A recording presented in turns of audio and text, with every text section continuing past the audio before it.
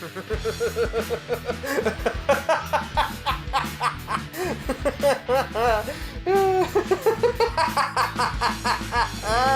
it rich? Are we me here at last on the ground, you in midair. Where are the clowns? Do you see how artsy this is? Yeah. How did he know all the words? Actually, no, I take that back. I saw a comment on Twitter along those lines where someone said he's clearly in his late 20s, early 30s, in the early 80s. Yeah. He will have grown up a kid in the 60s. Yeah. Which means he was living off of all the records of the musicals from the 40s and 50s. No, it's not that old. Absolutely. I know, but like that kind of era of musical sort of like classic. Follies, which Sending the Clown is from, came out in 1977. Oh, well, in that case, it's just a massive musical theatre. Yeah. I think it was a big hit. I think it was 1977 anyway. You're a big hit. Shut up. Phone. Snake! No, Joker. Welcome, everybody, to Bay Dame Quaist. I am 71, sorry, Follies came out. All right, okay. So Follies is... You might have grown up with it a bit. Sondheim, isn't it? It's Follies Sondheim. Oh, yeah. Oh, no, I'm going to get killed now on a subway. I am one half of your hosting audio, Christopher. We're living in a society, Johnson. And I am the system that takes people like you and grinds them, and I wouldn't pick you up for cross-gen. Yeah, I'm me. I'm Matt. Hi. And we have thoughts about a thing. We'll get to that thing in a little while. But also, we've got a bunch of trailers that snuck out over the past long weekend, like a sexually transmitted disease. They just sort of appeared. We looked down one day and went, "The hell is that?" Slid out like a moist turd. Yeah, in a way. No, these are good ones though. I think. Are they all good ones? Well, we'll see. Yeah. We'll also have some of your emails later on. But first, of course, a message from our sponsor. We don't have a sponsor. It's ourselves. Hey! It's you guys. If you don't know, we have a Patreon. Head to patreon.com/BigDamnCast if you want to fund the show, get a bunch of exclusive content, and get to choose what stuff we do commentaries for. And, if you, give us money, the show will be better. Yeah. Because we can afford better stuff. Enough spiel. It will actually help us do stuff. Yeah. Stuff that we can't do without that extra financial support. So, if you really love the show, and you've always loved it, for as little as $1 a month, $1, that's like 60-something pence in the current exchange rate. For as little as that a month, you can help us out, and it does a big solid. Yeah. So only, of course, if you can afford it, and as always, ask Bill Payer for permission. You just add him on Facebook. Well, you don't even have to add him, you can just send him a message, but you look him up, he's there. Just slip into his DM. He doesn't have to read Slide the DM. into Bill Payer's DMs. You've sent him the message, yeah. So that's there. Yeah. That is there. And if you can't afford it because you're living in a society... We understand. We live in a society as well. But we will judge you. We will judge you silently.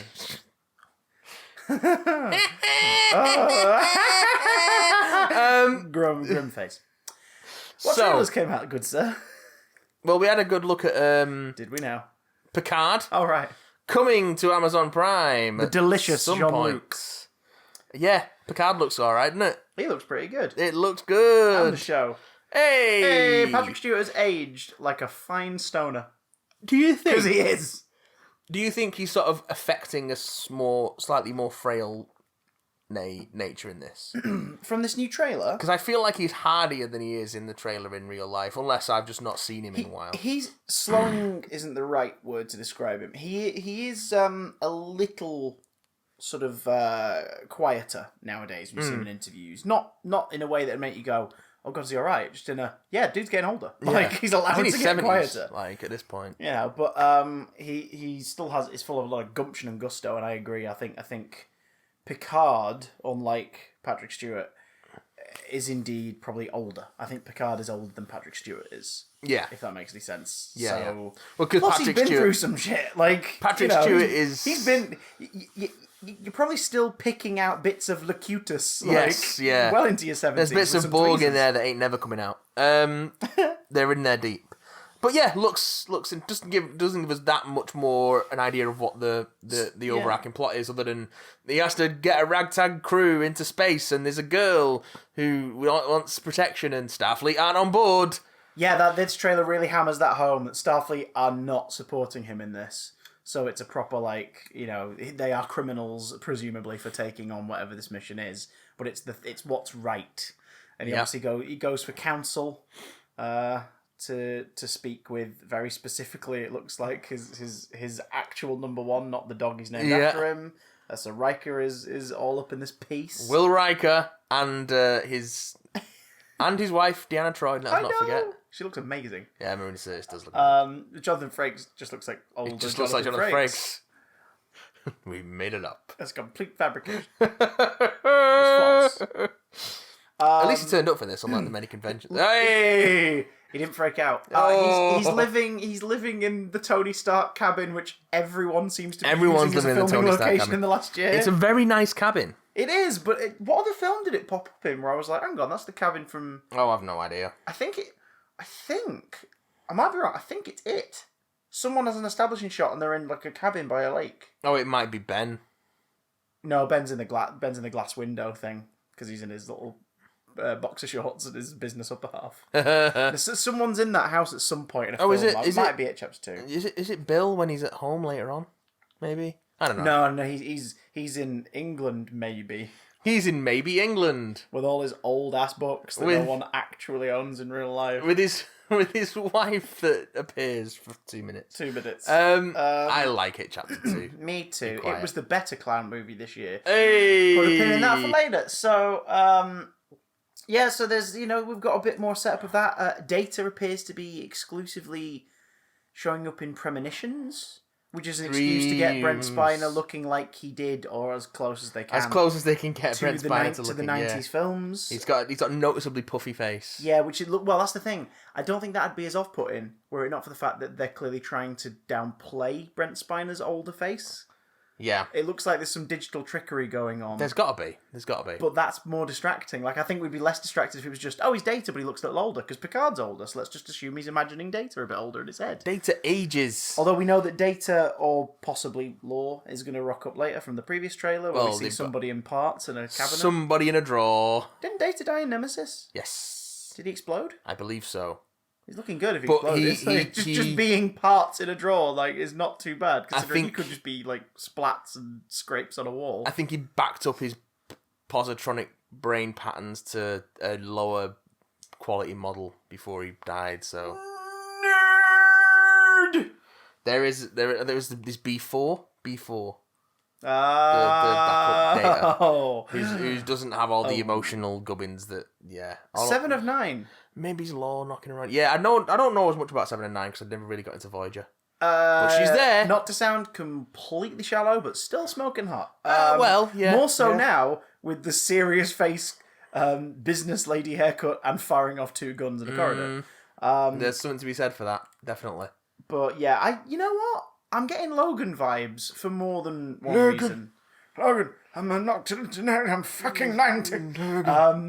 I'm getting Logan vibes in several ways. The fact that it's Patrick Stewart as one of the main characters in a story about a character that we love who seemingly has retired or moved on with their life and is now being brought back in for one more mission. Plus the fact that mission is started when a young girl comes to him for help. It's like, this is he's on a vineyard, which isn't too far off all the farm imagery from Logan.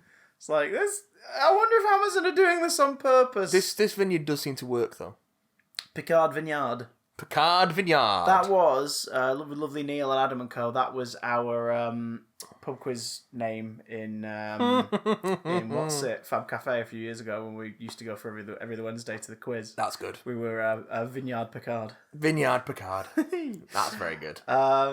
Even more timely now. Even more of a reference. I just hope it doesn't suffer from the usual Amazon series order thing of a sag toward the end of the series. It's only Amazon Prime exclusive over here because it's produced by CBS All Access in the States. It's the same as Star Trek Discovery.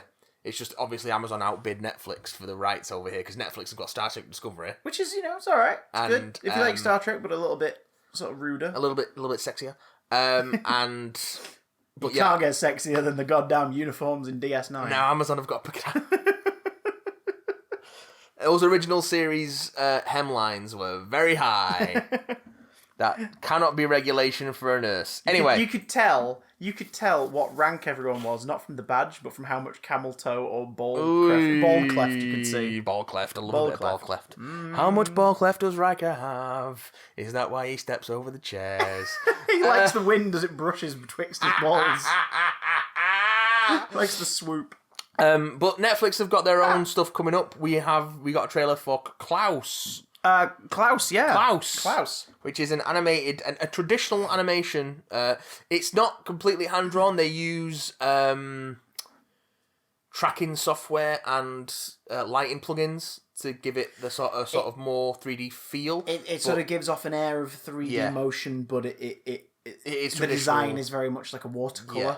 It is. I believe it's traditional hand-drawn animation with digital tweaks. It's the same technology, I believe. I might be wrong. Quote me if I'm wrong. I'm not animators, but as the Paperman short from Disney a few years ago. You know, the black and white hand-drawn unquote short of the guy at the station with the paper airplanes. Oh yeah. Same sort of colouring. It looks lovely. It does look lovely. It's basically the origin story of Santa Claus, but not sort of, you know, the Santa Claus the movie, or which Jason Santa Claus the movie, or as I like to call it, the unsubtle Superman the movie remake. I love it. It's terrible. Jason Schwartzman's... I love it, but it's not great. Mostly because it's like two separate movies glued together in the middle. So we've got Jason Schwartzman's loser postal worker strikes a deal with toy maker Klaus, and who's played by J.K. Simmons. J.K. Simmons, and looks enormous, and he's like, "I'll deliver your toys because you make the best toys," and we go from there. It's a very sort of horrible, nasty village, and Jason Schwartzman's giving it his best Ryan Reynolds voice acting performance. It seems. Well, I mean, Jason Schwartzman's always kind of been in that. Oh, yeah, absolutely. But I did have to after I watched the trailer the first time. I had to be like, That's not Ryan Reynolds, is it? I had to look it up just to be sure. We've got Rashida Jones, we've got Joan Cusack, we've got Norm Macdonald. People keep hiring him. Yeah. Will Sasso's in it. I know that much as well. Yeah. So he's lovely. Will Sasso. Lemons. That guy. So that's coming out. It looks good. It looks gorgeous. They do invoke the Christmas Chronicles in the advertising, so hopefully it'll be better than that was reported to be. Yeah. What I will say is this, and its campaigns on Twitter have been starting already. If you love traditional hand-drawn animation and you can get to a screening of this, because it is getting a theatrical release, I believe it's on the 8th of November, before it's released to Netflix on the 15th. If you can get to a theatrical screening of it, not sure about the UK ones yet, but there are in the States, go to it. I saw one tweet describe it as go to it like it's going out of fashion. If you have to see it a couple of times that night, or if you have to watch it a few times on the day the trailer drops, the movie drops on Netflix, please do, because if this does well, Netflix are definitely going to invest in more hand-drawn animation projects, which, let's face it, anybody out there who loves animation is pretty damn desperate to see return. Yeah, I'd love to see some more hand-drawn Disney stuff. The last big Western theatrical release to be hand-drawn was 2011's Winnie the Pooh. That was it. Which was also having a bit of a resurgence this week on Twitter, because people were talking about Todd Phillips' comments on comedy, saying, people have obviously been putting up as many clips from modern comedy films as they can to kind of prove that, shut up, comedies are still hilarious. Yeah. Even Mark Maron, who is in Joker, has sort of indirectly called Todd Phillips out for that. Good on him. But he doesn't take bullshit, really, does he? No. He very openly talks about how he hates comic book movies, but he knows they're not for him, so that's fine, and then sort of mocks everybody for enjoying them. Yeah. But then makes a point, always, of saying, I kid, if you like them, that's awesome. And it's like, thank you, Mark Maron. You're doing it for the sake of humour and pessimistic delivery. Because everything is awful. Yes, everything is drab, and it's not very good. But enough about Joker. So, go see this. It's gone out of fashion, and that Winnie the Pooh clip online is magical. People are rating the amount of gags that happen within a 2-minute space. It's brilliant. And they don't even show the punchline at the end where Owl flies out of the pit they're all trapped in to give Piglet instructions on how to get rope to save them, and then flies back down and looks at the rest completely baffled. It's so good. So yeah, Klaus, I am not Christmassy, but I will watch the shit out of it on the day it drops. Since we're talking about Joker today, it might be good to also mention another pop culture property which has a rabid, irrational fan base. This fan base weirdly idolizing the central character despite the central character clearly not being a good person. Yeah. This fan base getting behind that central character and wishing they could be like him despite even the creators acknowledging he's not a good person. Yeah. We're talking about Rick and Morty, Matt. Yeah, let's do it. Oh, God. Here we go. We're getting 5 episodes. Disclaimer. We like Rick and Morty. We do like Rick and Morty. We don't like Rick and Morty fans. We're getting... There's a lot of self-loathing on this podcast. Yes. So yeah, we're getting 5 episodes. 5 of Series 4. As the trailer says, half the season you deserve, all the season we can handle. So my suspicion is Adult Swim mandate for overseas markets. Yeah, you're like, we have to get some of this shit. We have to get some out there. Rick and Morty out this year. It has to be out this year. And we were told earlier in the year that it would be out this year. I wouldn't be surprised if we get 5 now and 5 in January. I wouldn't be surprised if we get 5 now and 5 next November. I'd be fine with that. As long as these guys are employed, getting to tell the stories they want. Fine, cool. Are they paying their animators? Yeah. As long as they're paying their animators properly, Gotta we're okay. Pay the animators, Morty. Don't make the animators crunch. If we're avoiding $1 an hour. If we're avoiding animator crunch and paying them properly, then that's fine. Mr. Poopy Butthole. Mr. Poopy Butthole. A fleet of Meeseeks swarming a street. Something I worried about seems to be happening. What's that? Using popular tropes from the previous episodes to tell stories, when what was kind of unique about the last 3 series was they never did that. They would never return to the popular well, ever. Meeseeks appeared in 1 episode, and then one of them's in like a crowd scene later on, and that's it. You know, Mr. Poopy Butthole appears in 1, and then gave a wonderful, weird little tag to the end of the series. You know, like... but Mr. Morty's Poopy Mind Butthole... Blowers replaced Interdimensional Cable after 2 Interdimensional Cable episodes. Like, they make a point of not doing what you want them to do again and again. So I'm slightly worried that we're gonna, you know... We're going to see more returns to the stuff that works. Going back to the well is less exciting. Not necessarily a bad thing, but we'll see what happens. Yeah. It's November 10th in the US. We'll see. We'll keep an eye on... it'll probably be on Netflix again over here, but we'll Give keep me an eye more on what's going on. Carbopulous Michael. Oh, he's dead though, isn't he? Yeah, but he just... Well, give us more. Give us a cyborg now. Like it matters. The only returning thing I'm fussed about is Evil Morty, and even then, don't give us Evil Morty in season 4. Make us wait still, because that's what was beautiful about the Rick Galantis thingy episode. Yeah, that was really good. You didn't see it coming until the last 2 minutes, and you were like, "Wait, what?" You'll never see me coming. But we can see Zombieland Double Tap coming on the horizon. Twice. We saw the new trailer in front of Joker earlier this week, and it's been the Red Band trailer that's been circulating around the web. So, you know, a lot of stuff we've seen before. Tallahassee no longer says "get off me" when he gets his knee sat on. Now he says about what you want. He can drop them F-bombs. I love it. Bill Murray's being interviewed. Bill Murray is being interviewed about being in Zombieland. Is it about being in... Yeah, we don't know what it's about, but yeah. Bill Murray's being interviewed about being in something. Weird. And then a nice bit of editing afterwards as a clip from somewhere else in the movie of Tallahassee going, didn't see that coming. So it's like, wait, what? Considering Bill Murray is alive in the original film as himself and then dies. By the way, Zombieland Double Tap has a scare zone in Orlando's Universal Halloween Horror Nights this year. Brilliant. Watched some footage the other day. They have got, obviously, scare actors done up as not as gory zombies as, like, previous years where they've done zombie-themed stuff. They're still gory, but they're not as, like, you know, as gory. Apart from the clown from the first one is knocking around.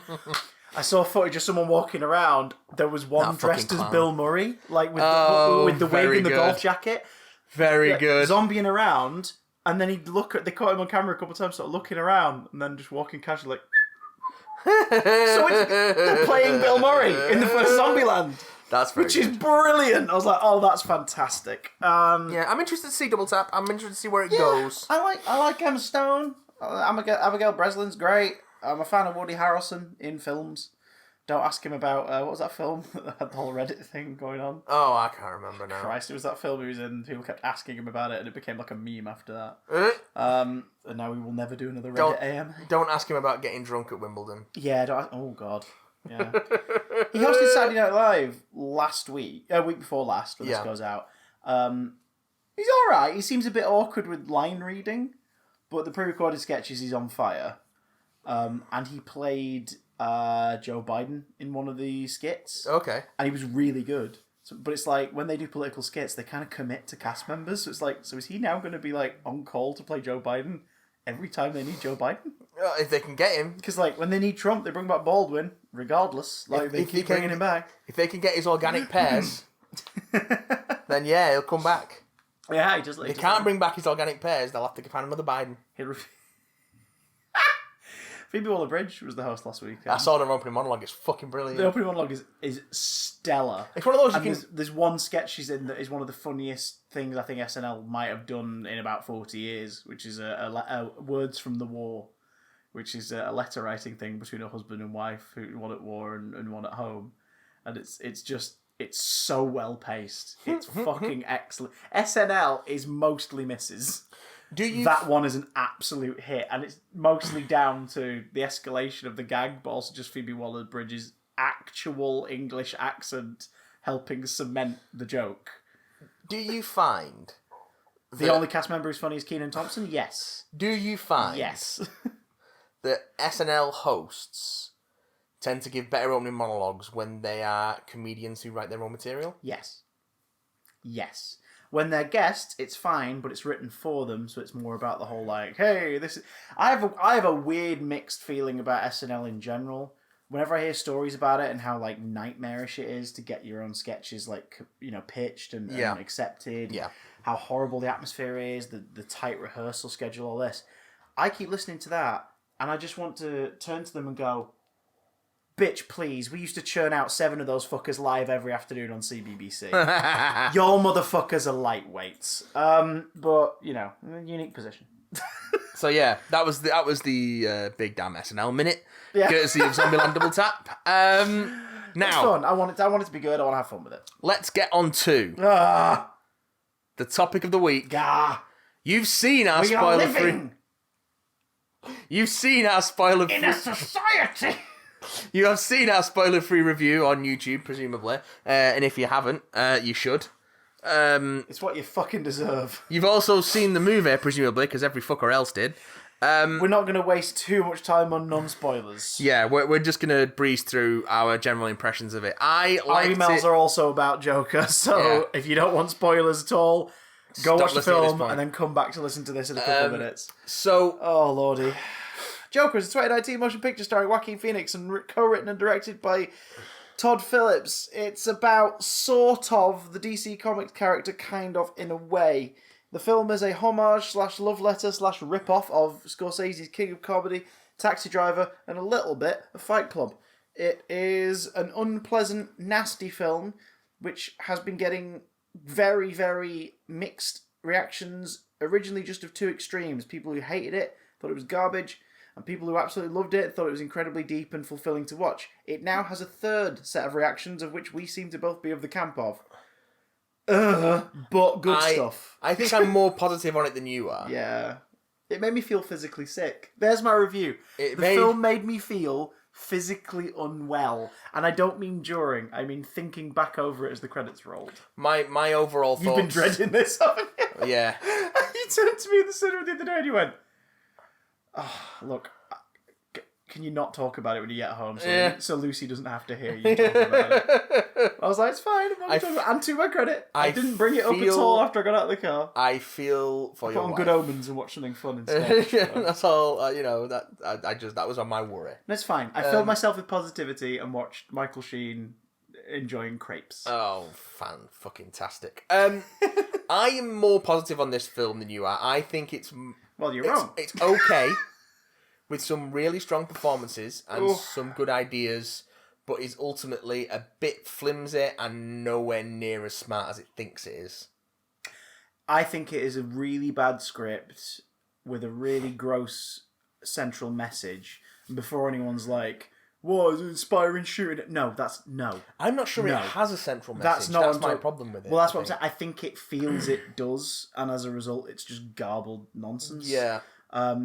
But the whole movie is elevated by its inspirations. Like, any time it is really closely resembling the two films it most drastically copies from, it works. But when you think about that, you're like, oh, what was the point then? I could just watch... I went home, checked Amazon Prime, King of Comedies on Prime. Added to the watch list, gonna revisit it.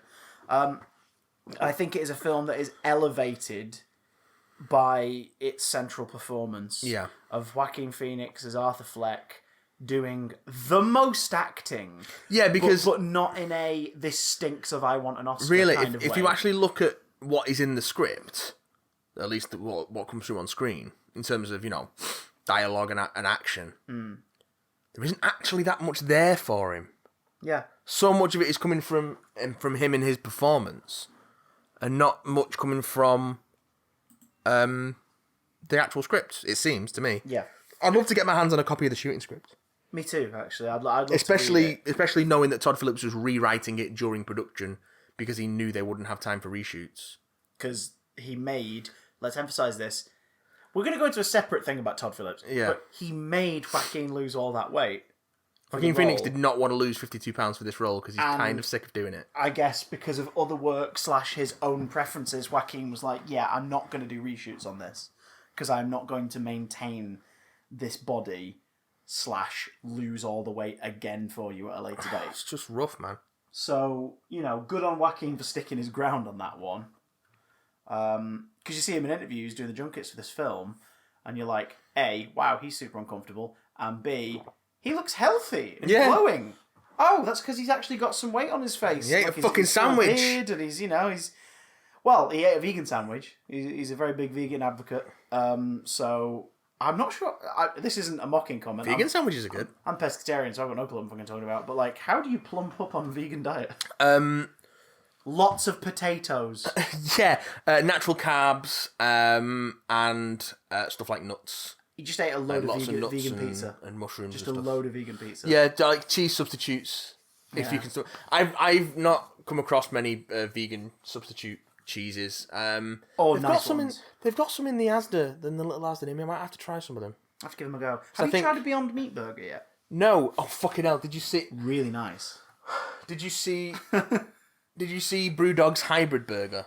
Oh jeez! Right, for those who don't know, Brewdog is a bar in Manchester.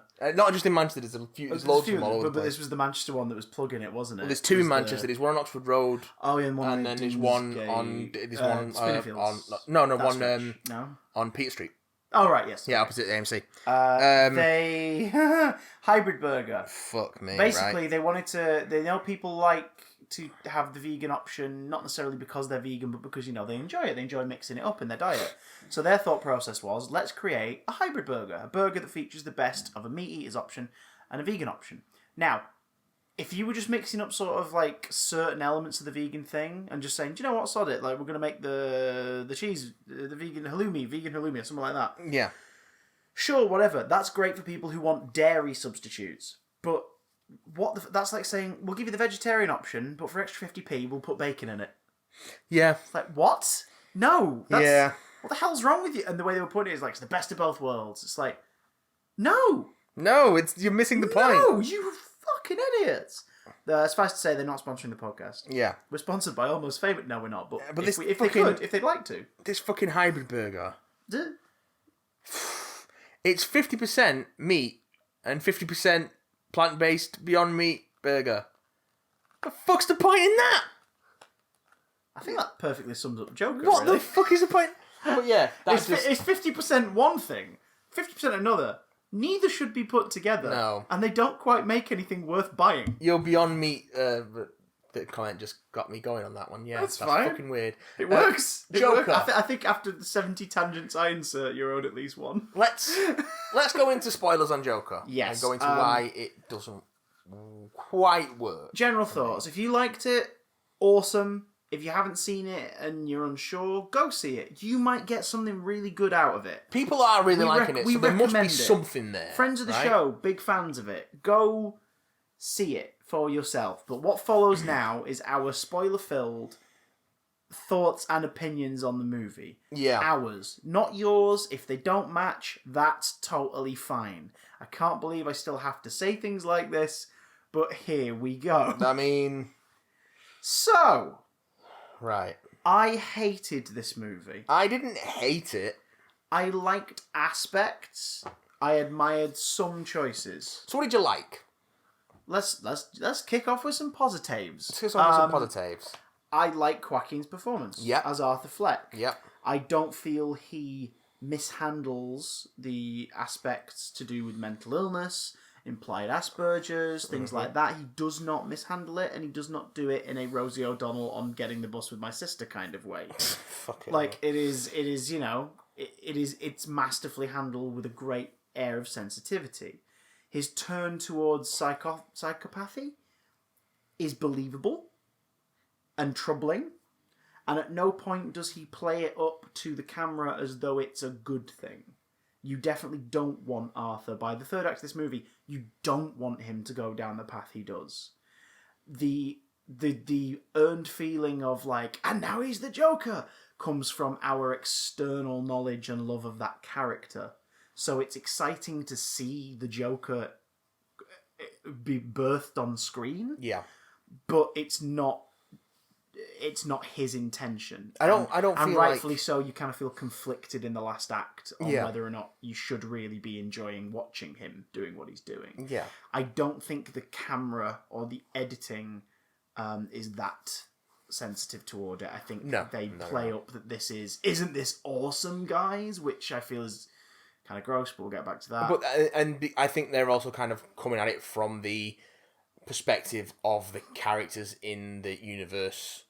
Yeah. Because so the whole thing is that his initial murders, which are start out as self-defense, but then suddenly descend into straight the first homicide. Shot is self-defense. Yeah, and then he's like, "Fuck this! I'm going to just kill these three guys." Yeah. That then inspires a group of clown-faced protesters so the protesters, which the film kind of ignores, which is one benefit. The idea of it growing in the background is intriguing, but every time it touches on it, it sort of acts as though the audience has been following that story as well, there's a whole sort of working class movement that is very much against the mega rich, who they view as the elite of the city, and they adopt the clown as their sort of motif. Learn why the city doesn't like Thomas Wayne. Aside from that he's rich. Like, we kind of he's a bit tone deaf. True, but we never see him be like that publicly, really. We get told later on that the reason they started dressing as clowns wasn't because of a clown killing businessmen on the subway. It was because he originally, at some point, referred to the people of Gotham as clowns. It was both. So did that happen at the same time? I think so. Or was it a case of he said that, no, I think and then this clown murder happens, and everyone takes that as a call to arms? I think he said it first, and then the clown murder happens, and then everyone takes it as a call to arms. That's the feel I got from it. Cool. I don't know. It's this version they needed to show us more why the city, or the working class of the city of Gotham, because it's Thomas Wayne. Because it's the garbage strike. But all we saw of his campaign earlier in the film was like, I'm going to sort this out. It's been left too long. So do you know what I mean? We needed. Yeah. It felt like there was some kind of. It felt like the movie was. I don't want to get too like in-depth political. I'm just using this as like as a generalization. It felt like the movie was sort of making anti-Trump-esque statements, whilst at the same time, sort of not being completely sort of like, yeah, this is where we stand on it. So it was playing it safe. The film goes into quite a lot of interesting political angles and then doesn't actually take a stance on them. Yeah, I only use Trump as a comparative because Thomas Wayne is a big businessman who's now just getting into politics. Yeah, he does seem to have a lot of support from the people around him and his immediate sort of peers and political representatives all seem to speak completely on his side. There is that sense speaking out. There is that sense of anti-rich sentiment from the working class. But the working class protests are almost portrayed like the current day America's rights perception of Antifa. You know how like a lot of the right, especially within political power, push Antifa as a terrorist organization? Yeah. Like, whereas they are nothing of the sort in the way they act or it protest. feels like they're trying to do the sort of the more socially minded left wing sort of protests, but also mix the sort of weird violence of things like the right Charlottesville perception of protests it and things. yeah. Yeah. It's odd, and people will say like, just that's got nothing to do with like the film about Joker. It kind of is because they're choosing to tell this sort of story at this time. It's absolutely in America. Yeah. Like we can look at it from a non-political angle, maybe in 5-10 years' time. But I don't know if we can though, because because I think it is so concerned with this sort of working class elite struggle. If you evoke, that it is inherently political. If you evoke current day events in your movie, it asks for comparison. Also, there's the whole gun control People thing. go into the cinema to forget. Oh, don't even get me started on that. People go into the cinema to forget the real world for 2 hours and submerge I don't in the story. think that's necessarily the case. Especially with genre cinema, certainly. Like this is pretending to be, as he's talked about in interviews, pretending to be a comic book movie. So you kind of go into it expecting a certain detachment from reality. Like, I think it's certainly parallels. Think about The Dark Knight and stuff. Like there's definitely ways to do parallel. But you want to go in to see a story for 2 hours. If you invoke stuff that people are reading about every day, then you're going to start thinking about that while you watch the movie. But also, I think most, if not all, media is inherently political, even if it's only subtly. Oh, surely, yeah, and sure. So political. you can't. Yeah, what I mean from the escapism is just like I didn't want to watch that shit on the news and then an hour later watch a movie that's just making me think about the news I was watching an hour ago. Yeah. Immediately, I kind of want to have a level of detachment, at least on my first viewing. You know, it's the sort of stuff you kind of want to. You'd rather it sit with you and you think about it as time goes by and be like, yes, that's kind of all right. Whereas instead of just I honestly think that's what they were aiming for, but I just don't think the script's subtle enough for that. Yeah, there is no subtlety in this actually, because there is a moment towards the end where, in spite of Joaquin Phoenix's great performance, there is a moment where the fateful talk show moment where the whole film's building up to, where he goes on the talk show and has his sort of public unveiling, as it were, where he does just deliver the entire thesis of the film in a 3-minute monologue. Oh, it's a really clumsily written. And it's just a mess. It's just I was almost on board with the movie. I was like, actually, yeah, this is. So it's got its flaws, but this is pretty good. I'm more or less on board with this. And then he just delivers that monologue. I'm like, I don't care anymore. Because that monologue didn't feel like Arthur Fleck was saying it. It felt like Todd Phillips' script was saying it. Yeah. Now, again, another thing that we couldn't help but bring into the theatre with us was Todd Phillips, because he's been shooting his mouth off in all sorts. To be fair, between the film festival screening a month and a half ago and the release, he's been, especially more so than normal. Like he's been very vocally discussing his opinions on the world, on politics, on the audience for this movie, on the media. Oh yeah, you can't do comedy anymore because of this woke climate and all that bullshit. Which is apparently he then said that's why he made Joker. Because he couldn't do a comedy anymore. But to the point where there is a moment in Joker where Joker himself is like, well, comedy's subjective, and I thought murdering people was funny. And I'm like, is that what you want to go with, Todd? Is that what you want your epitaph to be? That's another thing as well. Like, in that moment, in that scene, it's the first we as an audience are kind of hearing from Arthur's mouth, really. Yeah. The idea that, oh no, the murderer that I have become is the real me. Like, I was locked away. Like, he implies it in the scene with his mum in the hospital. But he's, you sort of go, oh, okay then. Wait, is that who you are now? Like, this is the first you've said it. Like, up until this point, every way you've behaved has completely stuck to, like, the rules and the truth that you've established as the character throughout the movie. It's only in this monologue that feels weirdly detached. Are you now suddenly talking like Todd Phillips' opinions meets Todd Phillips writing a monologue for the comic book character, the Joker? Yeah. And it's really odd. You didn't get the sense earlier on that Arthur liked killing people. It was the kind of did. You felt more like he liked standing up for himself and being noticed. Yeah. But he talks about the murders as though they're a joke on the thing, and it's in a way where I was like, that feels odd to me. He does like to dance a lot. God, that is, again, interesting trope. They use it way too much. So much. The movie is 2 hours long. It could have been at least 15 minutes shorter and tighter if they had trimmed down those sort of sequences. I don't know that I wanted it to be... Some of the long shots were good, though. Like, the opening shot, the opening shot's just watching him put on the makeup and trying to practice a smile and clearly kind of being very upset with his lack of ability to just naturally grin was it's troubling stuff to watch. You're like, who is this guy? Is he all right? What's wrong? What's his bag? What's his deal? He's absolutely not all right. It's perfectly applied makeup, and by the time he's finished practicing, there's just that one glob of it down his face where he's started crying. And you're like, okay. I'm a big fan of the Joker, the comic book character. He's one of my favourite fictional villains. There's a reason he's beloved. There's a reason why all versions of him before have kind of stuck to the core of the character. And I don't think this version isn't a valid version of the Joker. I think this is the least Joker-y Joker we've ever had. I think there's one very important element of the Joker that this film absolutely does not go into. Hit me. His intelligence. Yeah. Like the fact that he's a fucking...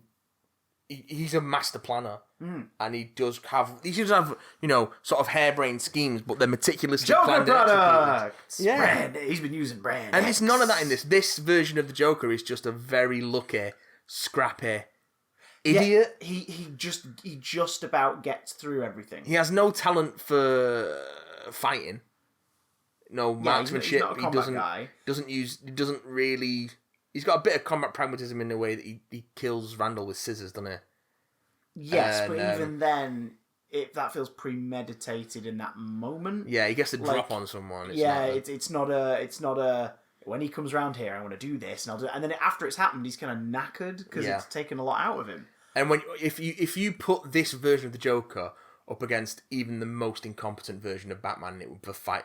The whole confrontation would be over in 2 seconds. Yeah, because he takes a right hook to the jaw, he's down. Yeah, there's no sense of danger about him. Almost, this isn't the Clown Prince of Crime. No, this isn't the Knave of Nightmares. It isn't even This isn't the Jester of Genocide. Like the nicknames he's ever had, none of them apply to this Joker. No, he's just a bit of a schmuck. Yeah, with a gun, he shoots people, and of course that is it's more realistic, but also it's not. It's not a good adaptation of the character. People aren't interested in Sherlock Holmes because he wears a funny hat. No, people are interested in Sherlock Holmes because of his intellect, his problems, his relationship with his partner. Yeah, like people are interested in the Joker because of his look, because of his character, because of the stuff that you know about him and the stuff you'll never know about him, and specifically. He's interesting because of his relationship with Batman, or at least what Batman represents. He is chaotic and unpredictable. Yeah. Whereas Batman is rigid and stoic. Yeah. Batman's as much of a psychopath as the Joker. Yeah. The difference is one is using their torment and their fragility to do what they perceive as good and look out for the people of the city. Whereas the other is using, their state of mind as a toolbox to create harm and chaos. I love how we've tried to be talking about the positives and just ended up ragging on it straight away. That was my experience of the movie. Every time I sort of started to buy into something, it would do something to pull me out again. Yeah. Like nearly every time. I like the design on a purely sort of just on surface level thing. Aesthetically, it's a gorgeous looking movie. Yeah, it feels dirty, and that's completely its intention. It's very well shot and very well. There's some really nice shots. There's a lot of use of, I can't remember what it's called, but where you favour the lines of your scene, but not flat. Alongside, they're always sort of on an angle. The contours of the scene are very diagonal and skewed. The sort of stuff that lesser directors would sort of. I can't believe I just said that in relation to Todd Phillips, but there's a lot of the stuff that lesser directors would achieve just by doing a Dutch angle. Yeah, this film achieves by framing every shot where nothing is ever just a vertical or a horizontal line. Like everything's slightly off. Him walking toward Arkham, State Hospital. You've got the arcing of the bridge on a diagonal angle. Yeah. Moments later, you're in the elevator, and the edges of the room, the ceiling of the elevator, and it's really it's trying to show a world that's not a straight line. Yeah, and so that stuff's good. It does give the only place where the path is direct and simple is the staircase, which is used thematically throughout the movie. That's the only place where it is like up, down, and it's horizontal lines. Putting our film study head on, guys. Is that the same staircase from The Exorcist? It's not, is it? I don't know. I would have to look that up, but it's definitely a similar one. It reminded me of Edinburgh. Yeah. There's a lot of staircases like that in Edinburgh. A lot of staircases like that in Edinburgh. This is the hilliest Gotham we've ever had in a film. Yeah. It's a very hilly Gotham. I hate that staircase, however, despite all the praise I've just given to its use thematically in the movie. Because there is one moment towards the end of the movie where Joker in his full... It's his coming out party. It's his coming out party. It's the first time we've seen him look like what we as the public know the Joker to look like. He dug his... And on a shallow level, complete surface level, it's a great take on the great costume. looking Joker, yeah. It's the red suit from King of Comedy meets Cesar Romero's outfit with a bit of the Nicholson colour scheme. Yeah. It's a great look. This version of the Joker is obviously face paint he puts on. It's more of a traditional clown. And there's no scarring. There's no facial scarring. No facial scarring, although later on there is kind of a nice nod to that when he uses the blood in his mouth to put the smile back on.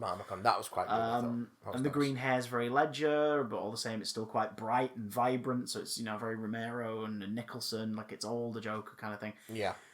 But they score this moment of him dancing down the stairs, finally realised as who he now apparently, as we'll learn in 10 minutes' time through the monologue, wants to be. They score it to a Gary Glitter song. Is it Rock and Roll Part 2? Yeah. Gary Glitter, for those who for some reason don't know, is a pop star who is now known as a notorious paedophile and sexual abuser who stored a lot of pornographic material featuring children on his home computers. He's currently serving a sentence for abuse of underage girls. Yeah, which was served to him after his initial prison time of harbouring pornography of children. To use that song, any version, gives royalties to his estate and him. Yeah. So if you're using that track, you better be using it for a damn solidly argued reason. Like, you are telling a story about him or that era. The choice to use it here seems to be because it was out around the same time the movie's set in the early 80s. That's the decision. I thought it was mid-70s. I know, but it would still be getting airplay at this point. Like, it still would be a song that would be around. However,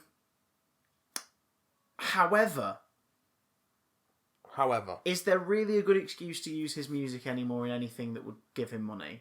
Yeah. But not just that, it's used for about 20 seconds. There is a good excuse. They couldn't afford lost profits. God, that is the darkest joke that will ever be made on this podcast. I appreciate it. Thank you very much. It's what the fuck, man? Like, it's used for 20 seconds and then the score kicks back in. What? And it's a great score as well. The score's amazing. Why? Use the score! Use the score! So the comments section came to my eye the other day. Today, this actually, when I'm recording this. My suggested videos, some of the soundtrack was popping up. Yeah. On my suggested videos. And one of them was that track. And I was like, why? I wonder. So morbid curiosity led me to click and pause and scroll down to the comment section. So many people were defending the use of the track in the movie because it's controversial. Oh, it's controversial. And in one case, somebody said, because this'll show the libs. Controversial and quality are not the same thing. For anyone who thinks, oh, get over it, like they're doing it just to get a reaction out of you, cool, got a reaction out of me, but they still paid royalties to a sex abuser and a child pornographer. Yay! To get that little bit of controversy going.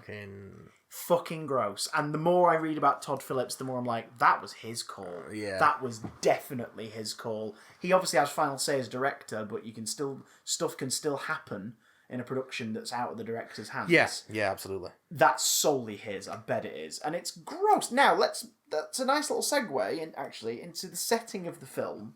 Yes. This movie's aesthetics, in every possible way, bar its comparison to the political and financial state and the class system of America in that time in the 80s, and indeed today, obviously in certain ways. Yeah, it's still relevant today. That definitely fits 1981. nothing else visually, musically, Arthur's entire look and behaviour, the media that is shown throughout the film, the way the political story is sort of told, how the campaigning is happening, the charity ball look of nearly every part of the upper class stuff. Yeah. All of it, everything else in the movie suggests that this film was being made with an aim to be timeless, like the 89 Batman or the Batman animated series take on Gotham. Yeah. Which is a city very much out of time. Nolan, obviously, his Batman is set in a more metropolitan Gotham, but they still never sort of give you specific shots of buildings in Gotham to kind of say, like, it's modern. They still sort of, there's a little slight timeless element to the Nolan movies. But the other Batman media always kind of tries to put it in this, you know, a lot of things do this. A lot of series sort of do this. Like Unfortunate Events books, for example, and the subsequent series kind of put it in this timeless pocket where it could be happening at any time. But a lot of the visuals are inspired by the 20s and 30s. Yeah. This film does that too. Everything he's watching on the TV bar the talk show is old school musicals and black and white talkies. Yeah. The elite, when he sneaks in to try and meet Thomas Wayne at one point, are all gathering at a giant screening of a Chaplin movie? Yeah, Modern in Times. In 81? I don't know. I don't know. I guarantee Todd Phillips has never watched Modern Times but heard the title and went, that'll do. That's a statement. Well, it is... Having Modern Times on a banner, that's a statement. It is about, like... Get the audience thinking. It's like, you watched it, Todd. It is about the sort of oppression of the working man to a degree, isn't it? It is. So... But you know how that would be more effective? How? If this movie was just set in the 30s. Yeah. If this movie was set in the 30s, around the time the Joker was first created, it would at least be very starkly different to everything else out right now. Because Todd Phillips did say that the reason he wanted to do this is because no one had done a definitive version of the Joker. No one's done a definitive version of the Joker. No one. Bill Finger, Jerry Robinson, Jack Nicholson, Heath Ledger, Alan Moore, Brian Boland, Cesar Romero, Mark Hamill, Paul Dini, Bruce Timm. Yep. No one's done a definitive version Mark of the Joker. Hamill again with Sefton Hill and the team at Rocksteady. Like, a lot of people have done iconic Cesar Romero alongside the producers of the 60s show. Scott Snyder and Greg Capullo? Yes. Oh, God, yeah, absolutely. Yeah. On the Mount Rushmore, that Joker is definitely on there. Mm. The thing about the Joker, because after watching the movie and feeling gross about it, what I tried to do is I tried to think of the film as its own beast and separate it from all of my preconceived thoughts and opinions of that character and the various versions of that character over the years. And it made me realise something.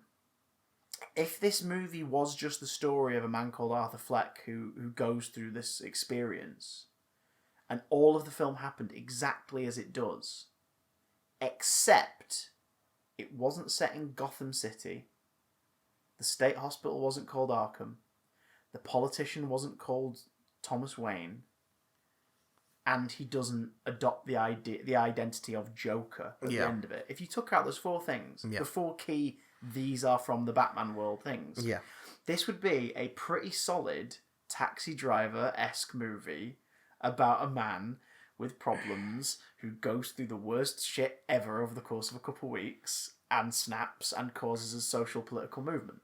See, you could tell that story and it would work on its own. I posited the idea that at one point it was that. Yeah. And that Todd Phillips had to stick the Joker in stuff to get it made, but apparently it was always conceived as... It was pitched before it was written as a Joker movie. Yeah. So... But if you took the Joker stuff out, it would be immediately, for me, a better film. I think it's straining under the weight of its own provenance. Like it got made as an adaptation of these characters, and it has to deal with the pressure that is put on it by invoking those things. If it didn't have to deal with those, it would be a much better film. But because it does deal with those and deals with them, I think mostly poorly, it sort of doesn't hold up to scrutiny. And we've talked before about adaptations and how there's a difference between a faithful and a good adaptation. I think this is neither. So I don't think it does anything It doesn't capture the spirit of the characters or the material it's drawing from, nor does it particularly follow any of the narrative beats of any of the material it's drawing from, with the particular exception of course, they killed Bruce Wayne's parents again. Because they just couldn't fucking resist. Take a shot. Couldn't fucking resist. Take a shot. Doing drop it your again. pearls. Like, you're short, imply it, but to outright do it and show it again. Yeah. Had we seen them Come leaving on. that theatre and just one criminal following them down an alley? That would have been all we needed. That would have been all we needed. All we needed, but no. Because this movie insults its audience's intelligence at every opportunity. So there's one major plot line. Zazie Beetz is in this. Yes. Criminally underused. When Yes. she's on screen, she's great. And you get the reveal towards the end of the film that the relationship that you've been seeing between Arthur and Sophia, Zazie Beetz' character. Her supporting him at the comedy club, her yeah. supporting him when his mother's sick, them making out after he gets home from the murder. That's all been in his head. They've only met the once in the elevator and had that one single conversation. Really awkward exchange. Yeah. And the reveal comes when... Which is sweet until he does the gun thing in the hallway and she's clearly unnerved. Yeah. But you get that reveal comes in the form of him going into her apartment and sitting on a couch, and then she comes in. This is after he's killed his mom, Yeah. isn't it? She comes in and she's frightened by him, and she... Great bit of dialogue, great yeah. delivery from Zazie Beetz. She doesn't says, quite... Yeah. "You're Arthur, right? From down the hall." Yeah. And in that moment, it's like, wow, yeah, oh my god. And you see it on his face. You see him realise what's happened. Yeah. But then they have to do a flashback of all the sequences with and without her. Just so you know. Just so you know. And I'm like, you didn't need that. For a film that, you know, is definitely going for some ambiguity in certain things. Because then, the next shot you see of him is of walking back to his apartment. So you don't know if he does anything to her. Or not. Or if she's okay. Or if he just leaves. Or he attacks her. Or whatever. You don't know. Bear in mind, this is just after he's killed his mother. You don't know what happened there. But they have to make sure that you knew that it was all just a figment of his imagination. It's just like, we don't need that. It's in the text. You don't need to put it there.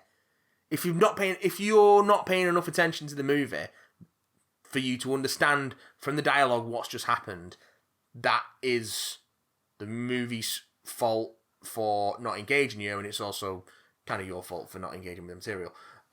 But it's just too much. And then it is typified by, of course, the monologue towards the end that we've talked about, of him just spouting all the themes of the film, no matter how contradictory and sort of clashy they are. Yeah. So it's stuff like that just makes me go, oh, there's a good film in here somewhere, but it's just full of odd, bad decisions that make it. The ambiguity thing, like the fact that people are praising it because so much of it is ambiguous, but I just feel it's kind of empty. There are theories that none of the film happens. Yeah. Because of the implication earlier that he'd been in an asylum. Yeah. Which, again, the film never really touches on after the initial mention of it. No. That he'd spent time in an asylum, and then, of course, at the end, he's dancing on the police car, and the rioters are cheering him on, and then it just snap cuts to him in a one-on-one.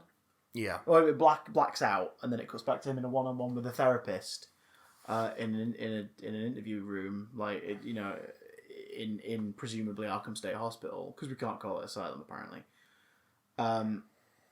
And there are fan theories that suggest none of the film happens. Like, none of it happened apart from that last bit. Like, the whole thing's imagined. Yeah, and then he walks out. You see him walk out of into the corridor, and he's got bloody footprints. Yeah, then he walks off, then he runs from one part of the corridor, and another inmate follows him. Or is it a guard? It's probably a guard. And then they're dressed the same, I think. And then he... Yeah, but then he runs back, and, like, there's more people running. You're like, is he breaking people out? Like... No, I think if they're orderlies... Yeah. They'll be in the same sort of... Like, is he imagining this? Get up. But yeah, and some people praise it. I'm just like, it just means the film doesn't kind of come down either way or anything. Like, there's some ambiguity introduced into is he the lost Wayne's son, is he not? That subplot was fucking dreadful. It was really bad. Because, again, interesting idea.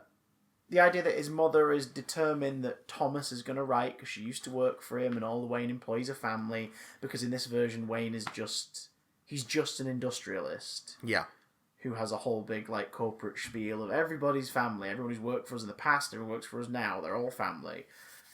Whereas every other version he's a successful surgeon and a good man who uses his money to pay for charity. The only other version I think where the Waynes are painted as not so great people is the Telltale series, where the idea is that his dad was actually tied in with the organised crime families of Gotham a bit, which maybe one day we'll see elaborated in a hybrid production. I don't know, but we shall see. We shall see, but Thomas Wayne has never really been depicted as this, because why would Batman go to bat for his deceased criminal father?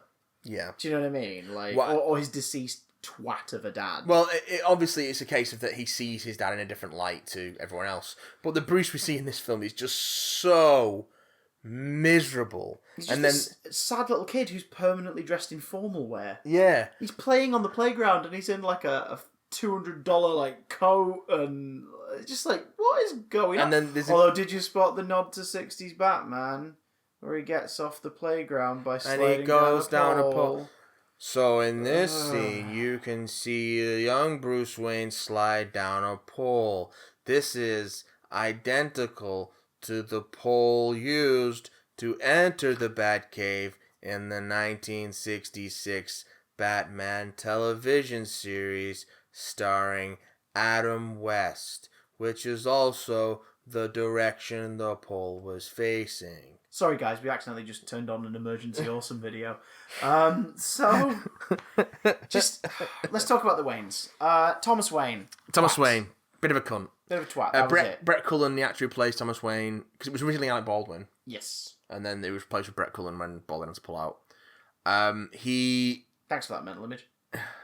Thanks. He's also come out and said that he believes that there was an affair between Penny and Thomas. Yes. Whether or not... Penny Fleck, which in the movie, she believes that Arthur is actually the son of Thomas Wayne. And she's not asking to be in Thomas Wayne's life. She just wants some financial support for her and her boy. And Arthur approaches Thomas Wayne. Well, first he approaches Bruce Wayne. Yeah. And then is accosted by Alfred and then strangles Alfred. And then approaches Thomas Wayne at the Chaplin screening. Mm-hmm. And Thomas Wayne's like, yeah, no, like, I'm aware you are. Your mum was insane. Go away. And then later on he learns that actually, yes, his mum, like... She was committed. He was abused as a child. He was adopted. His father figure when he was much younger was a man who beat them both severely. Which is also implied to be how he ended up with his various mental conditions. Yeah, and as to why he's such a scrawny guy, because he was malnourished from an early age, which sort of suggests, like, you know, appetite affected and things like that as he grows older. But Arthur doesn't remember any of that at all, which could be repressed memory, but they don't really delve into it. So you learn that basically his mother was wrong.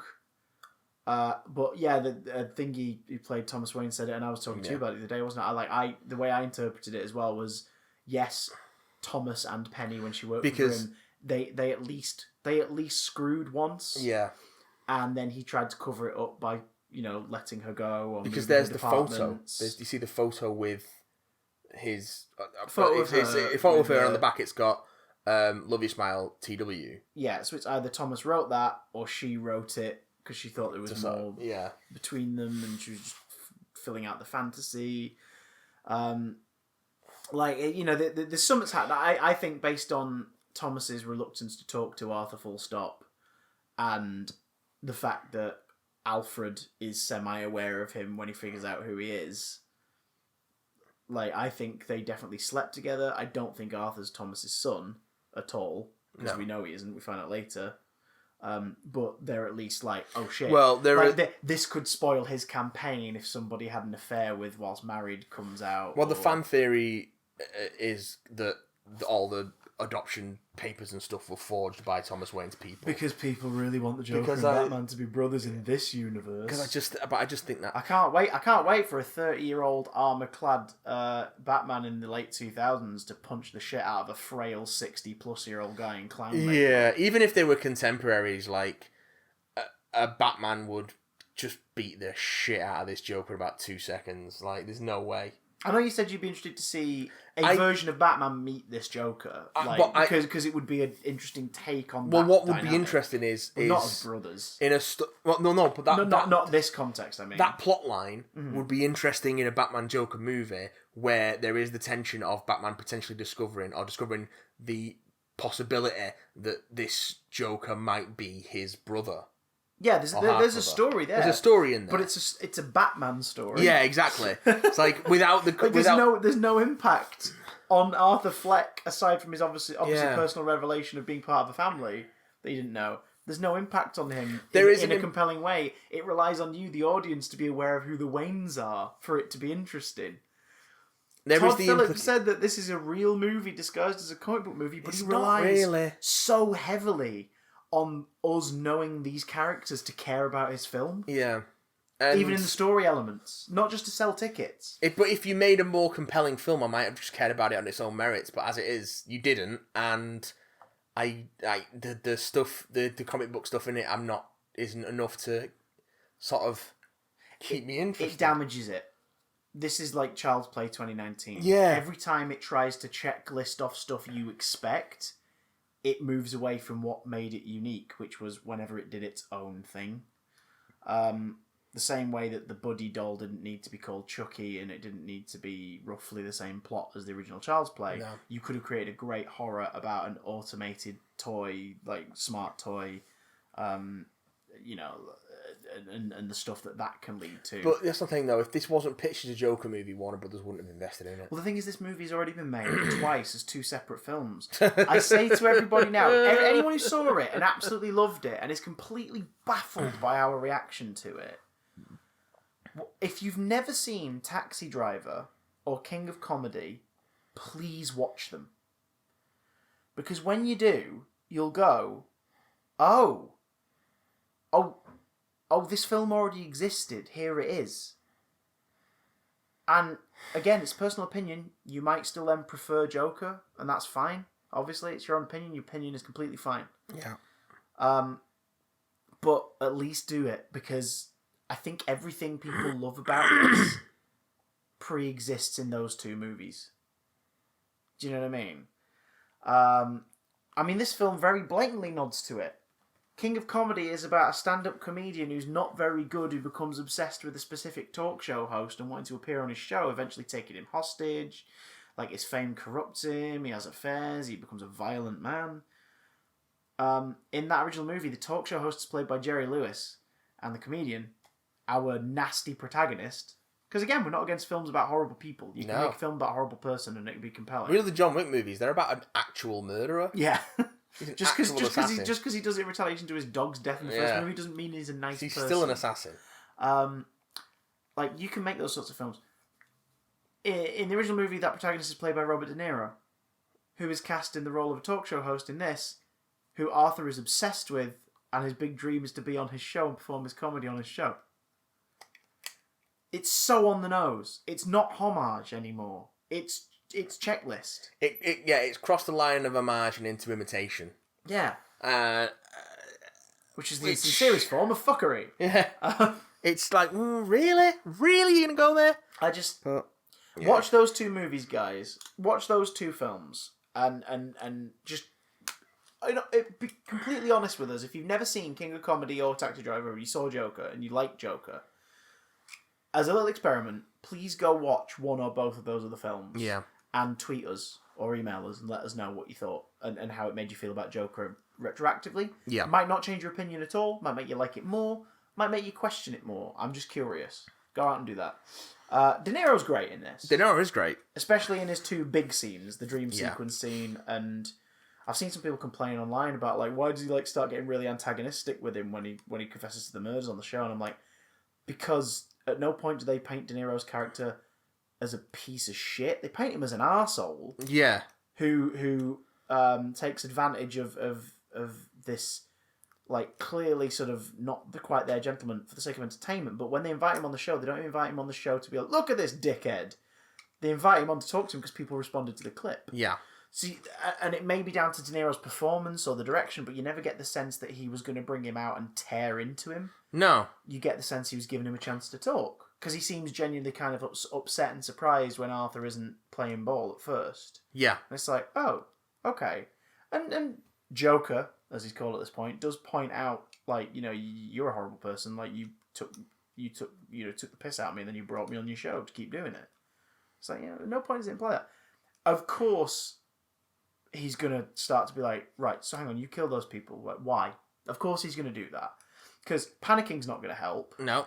And you get the sense that he does have some integrity. Yeah. He's not a completely wonderful person. Yeah. But he's got some integrity. So he's got this guy here, and he's like, right. And he's very stern with him, but he's never hostile with him. He's stern with him. And also, he's handling it the right way. He doesn't expect him to have a gun. Yeah. Also. In the 80s, in America. So. Yeah, all right. For those of you who can't see us, which is all of you because it's an audio program. Apart from the creepy bugger in the corner. Christopher is massaging his temples in pain at trying to pass this in his head, in his mind. Whoever started it, and I don't know who. We don't know who. It could be a Warner Brothers originated. It wasn't Billy Joel. He didn't start the fire. He didn't start the fire. It's always been burning since the world's been turning. But just think, if you come up with a song now, you too could be a meme in 30 years. So, if you live in a society, you can be a meme now. Oh God, I don't know who began it. Whether it was artificially created by Warner Brothers or by people at the production, whether it just sort of naturally spiraled. But a big press narrative for this movie has been: is this film going to inspire violence? Now, here's the thing. The answer to that question is, it was never made for that purpose. Yeah.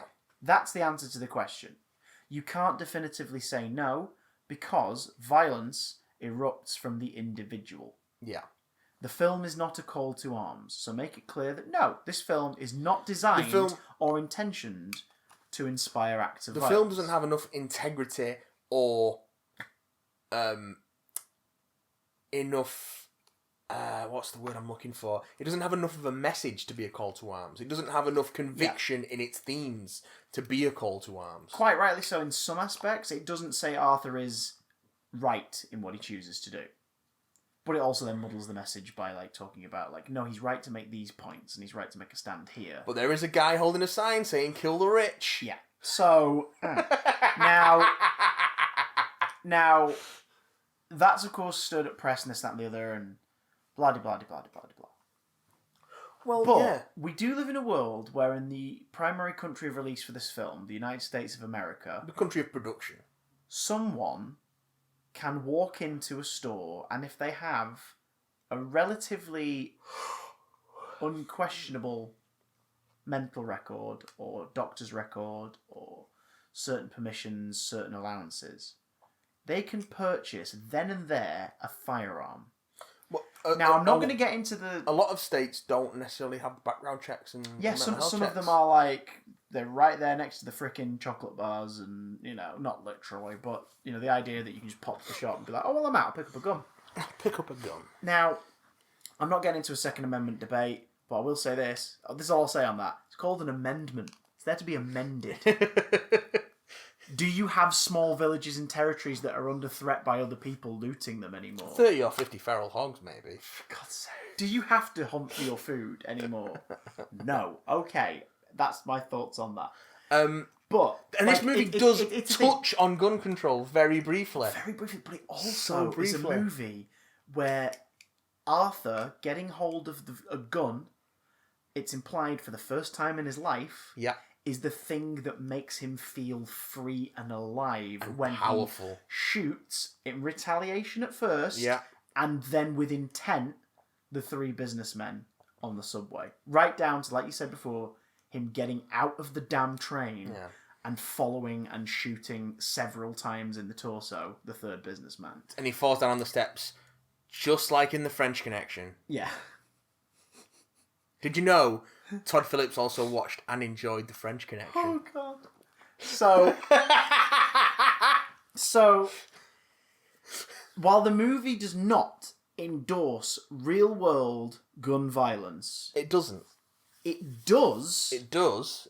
However, have a character gain his sense of freedom and power that leads us on the protagonist's journey to self-discovery start with him being handed a gun. A gun which he says he can't buy. Yeah.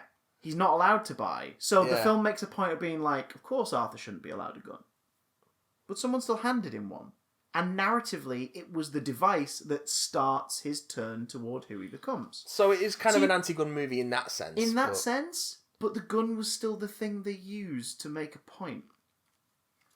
What I'm saying is, it reinforces the idea that in the real world, people who shouldn't shouldn't really be allowed firearms can get hold of firearms. Would Arthur have spiraled into this had he not had a gun? I think it would have been more interesting if he did. Exactly. As a narrative choice, it would have been way more interesting if he didn't have a gun.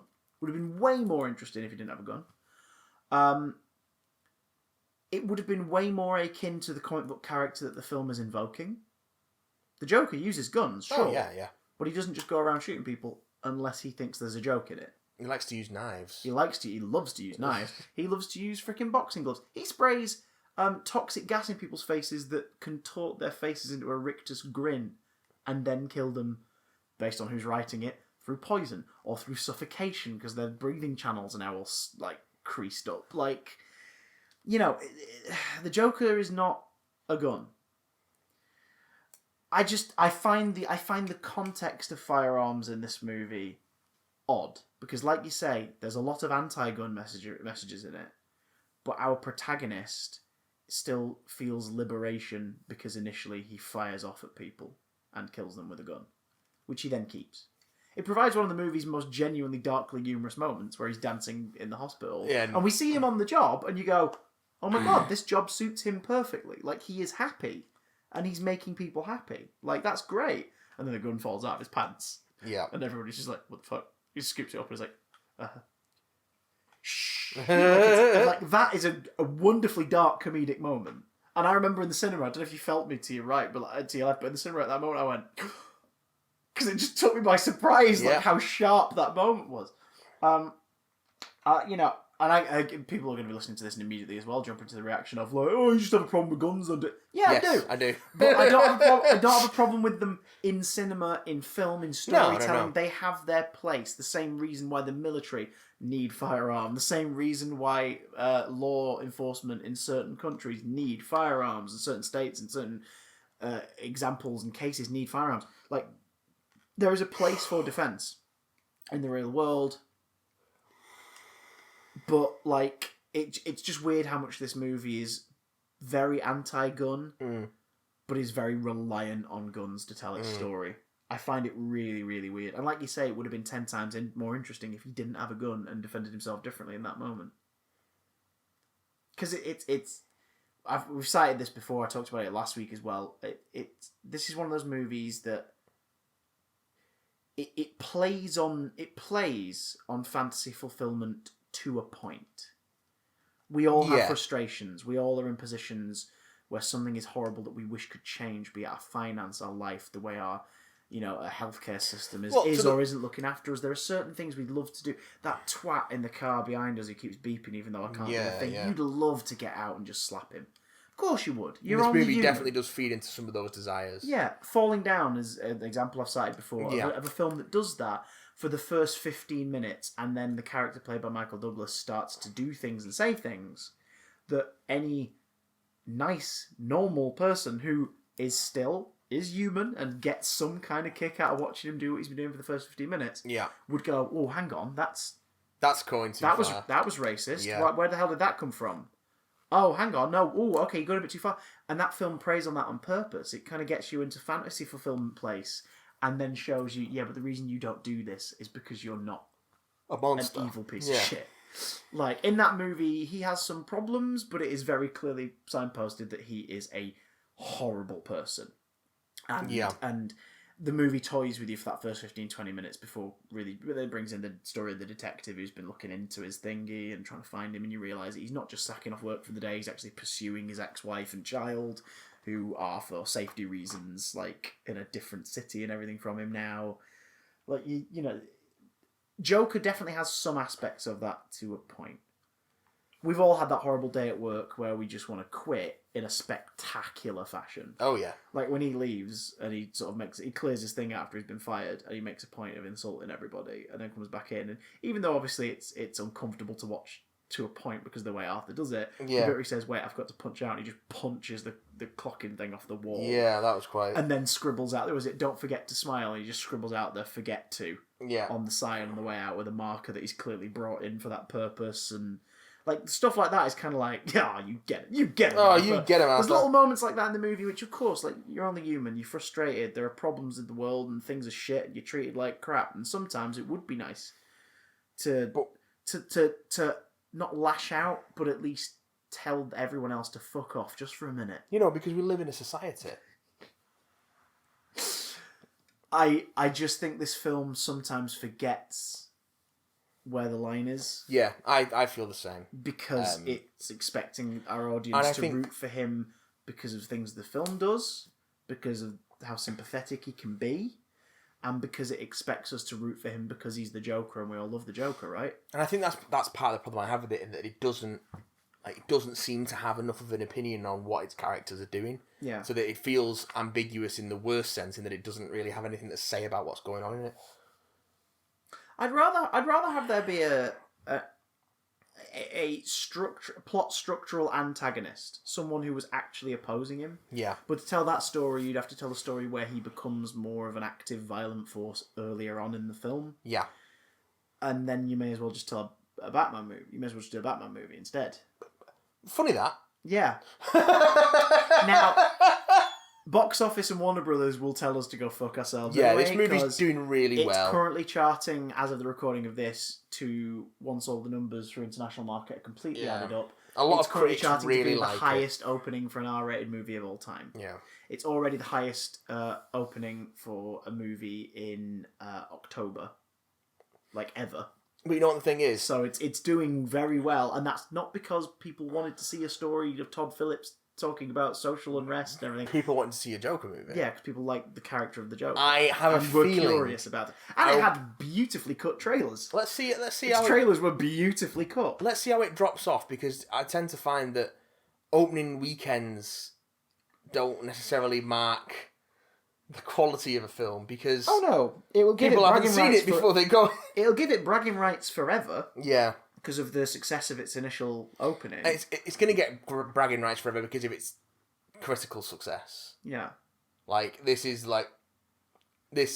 will be seen by some to legitimise the comic book movie, because apparently they hadn't been legitimate at this point. Or real cinema. Movie, The Dark Knight, Hellboy, X-Men, Spider-Man 2. Avengers. Christ alive. We could go on forever with all that, to be honest, but I'm not going to. I don't know. What I still find it weird that the comic books are a punching bag for a lot of critics and filmmakers. Like, comic book movie, like, what is this nonsense? It's like, what did you grow up loving, guys? Well, I was a big fan of Westerns as a kid, well, there you go. There you go. This is the Western. It's Westerns with gaudier costumes. Sometimes genre films are the thing everyone wants to see, and there's nothing bad about that. Better to bite into that apple and take away your own thing from it. You know what I mean? Like, instead of Scorsese shitting on Marvel movies, unquote, I'd rather Scorsese be like, I want to make one of your films. Yeah. And do it. And show us what sort of story he'd like to tell in that sandbox. Yeah. Well, genres, be it, the sci-fi tinge comic book action movie, or, horror movies, sci-fi movies in general, all that kind of stuff. They've always been a punching bag for critics. To the point where I'm like, you just like bland, flavourless bullshit. So the more... Or bullshit that pretends it's got something to say but doesn't actually go far enough to say it, like Green Book. So I feel like... I certainly grew up feeling like, critics don't know what they're talking about because they don't like any of the shit I like. Honestly, just sometimes because it's genre stuff. Like critics hated The Thing when it came out. They hated it, despised it, and I just didn't understand it. By the same token, though, they also loved Aliens, which is a classic. Yeah. So they don't get it wrong all the time, but and it's. Taxi Driver was despised when it came out. Yeah. Its initial critical response was horrendous. Yeah. It's now deemed an absolute classic of cinema and character storytelling. Yeah. De Niro's performance is cited as one of the best leading performances in that sort of movie ever. And it's just comic book movies are just the punching bag at the moment. But there's something so cynical about, okay, well, I want to sneak a real movie out as a comic book movie. So fuck off. You're using the trappings of something that you purport to despise to sell us something that you think is superior when it's actually just your empty bullshit wish fulfillment fantasy. That's what it feels like. It feels like Death Wish with A-levels. Yes. Yes, that is a great description of this movie. Death Wish with A-levels. Oh, sorry, Death Wish with a philosophy degree because it spouts a load of empty bullshit. It's just nonsense. The film isn't nonsense. I mean, the film has problems, but that sort of snobbery is nonsense, is what I'm trying to say. Yeah. The film, I think there is some good stuff in it. I just don't think it goes far enough with anything, really, to leave a lasting impact, and it doesn't have the depth that it purports to. I find it interesting that there's been so many sort of quote-unquote press stories, because I think stories is a generous term. It's more like sensationalized advertising that's unmarked as advertising, about how extreme this film is and how people have been walking out. There's nothing particularly extreme in this. It's not particularly violent for a film of its rating and genre. It's not particularly shocking. It's not particularly dark. It's just... like I say, if you've seen Taxi Driver, if you've seen The King of Comedy, you've basically seen this. Yeah. It's nothing new. And that might, I don't know if that's the worst part of it, because I say, my favourite movie's The Thing. It's a remake, essentially. Originality is not the same thing as quality, in the same thing that a faithful adaptation is not the same thing as a good adaptation. But this just fails on most levels to leave any sort of lasting impact on me. I mean, yeah, Joaquin Phoenix is great in it, but the story itself is real flimsy. There isn't much of a plot. It's just, we see Arthur getting kicked down and then he kills some people and then that's it. Most of the interesting things about it are sidelined and ignored, like the clown protest movement, the nature of his relationship with Sophia, the Thomas Wayne thing. Would have been more interested in about my movie, but even so, they don't really give it the time it deserves here to shine. It's just an empty film. It's not any of the things it's making itself out to be, and I think there will probably be a reappraisal by some of the critics who've praised it so highly in 10, 15 years' time, and turn around and say, actually, this was kind of garbage. And I kind of hope we don't get much in the way of thematic follow-ups to it. I certainly hope we don't get a sequel, because I don't think it'd be any good. They planned it as a solo film, but Todd Phillips has given conflicting responses to whether or not he'd want to do If this movie makes the money that it's on track to make, Warner Brothers will want to make a sequel to it. Whereas the smart decision would actually just be... Actually, do you know what? I was going to say the smart decision would just be make more standalone, continuity-free DC movies and create this, as they're calling it, DC Black, which is based on the Black label. Yeah, because that was an idea that, but do you know what I'd rather Todd have? Phillips had, but Warner Brothers nixed it. Really? They nixed it because they wanted to see how this did first. So that might happen. So they've not called it DC Black yet, No. but they might retroactively do so on home release, maybe. Yeah, if they decide to do more. Do you know what I'd like to see? Do you know what I'd like to see? What? I'd like to see them release a film every 2 years, so every October, for 10 years, so we get 5 of them in total. Yeah. Call each film Joker, and give us a different writer-director's take on that character. Christopher, that is one of the worst ideas I've ever heard in my life. Warner Brothers will definitely do it. And I don't mean every movie's just an origin story for the Joker. I mean, just make a movie about the Joker. Oh, God, I can't think of anything worse. One could be a Batman film. One could be a Joker Harley Quinn film. One could be, like, you know, about the inspired movement behind something. One could be completely separate from any of it and have nothing to do with anything. And just loosely uses the ideas and visual aspects of it. At least that would make me go, alright, this is just one version of this experiment that I didn't enjoy. Let's see what another filmmaker has to say about it. Should we see what our listeners have to say about it? No. Yes. If you want to send us thoughts for next week, keep it spoiler-free for next week for the emails, or if you're not going to, put it in the header, just so we know. We can keep a spoiler warning, yeah. For the sake of the listeners. BigDamnContact@gmail.com. But as for this week, we've had a couple of emails, and we want to talk about the Joker about it. This one comes in from Lewis. He says, "Hello, Chris and Matt." Hello, Lewis.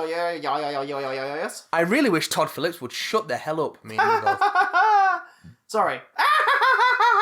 His statement on woke culture infuriated me, especially when we live in a world where Fleabag, Derry Girls, The Good Place, and so many more shows are some of the best and funniest things on TV right now. I mean, we talked about Rick and Morty before. Yeah. That's a comedy that is not frightened to talk about shit that will upset people. I've started watching season 3 of Big Mouth on Netflix. Yeah. And that, again, there is an episode of that where one of the main characters sends a dick pic to his cousin.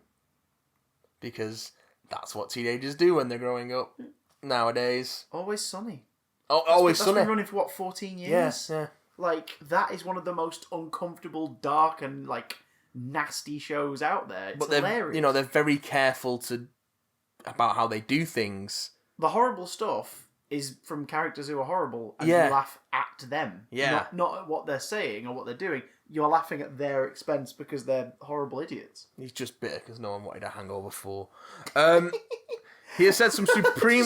Sorry, I'm so sorry, Lewis. Did you see that tweet that said it was something like, look, we've already got a fantastic take on the Joker brought to us by the real reason behind the success of the Hangover trilogy. And it's just a gif of probably worth the Google. Oh, yeah. Lego Batman. And it's like, yes! Let us not forget! Zach Galifianakis. Zach Galifianakis in 2017's Lego Batman movie is the best Joker of the last 5 years. He has said some supremely stupid stuff recently, and it's a shame because Joker is dark, disturbing, and fascinating. I don't think it is particularly dark or particularly disturbing. I certainly don't think it's particularly fascinating. I guess disturbing if you've not... Like, again, I'm making an assumption here, Lewis. If you've not seen sort of too many films about people's psychological states and the breakdown, but... I get it. I'd advise if you want to see something even darker and even more disturbing, watch Magic, for example. Requiem for a Dream. Yeah. Oh God, yeah. Comparisons to Nicholson Ledger.